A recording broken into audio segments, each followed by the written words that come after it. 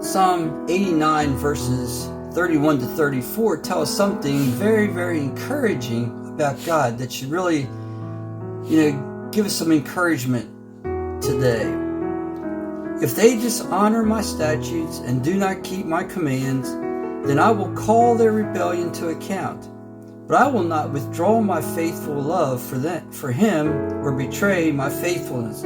I will not violate my covenant or change what my lips have said.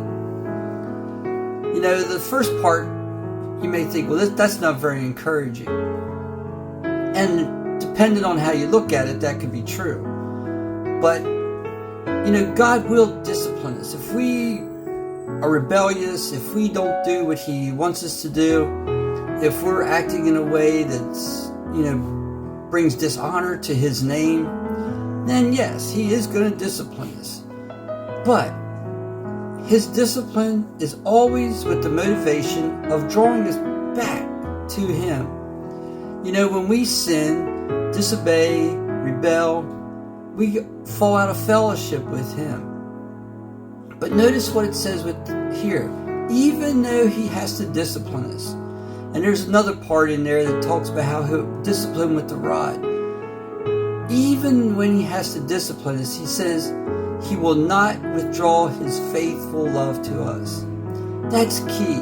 He absolutely loves us. He disciplines us with love if he has to discipline us. He does it to draw us closer to him, to bring us back into that right relationship with him. He says he will not go against his covenant with us. His covenant with us is that if we are a child of God, we're going to be in heaven with him. He made that promise. That will not change. He says he will not alter or change what his lips have said. God's word is sure. His promises are sure. They cannot be changed. They cannot be altered. They will come about exactly the way that he says they will. Part of his promise is that we would discipline if we rebel, if we, break his commands. That's actually part of his promises to us. But it also talks about this love aspect.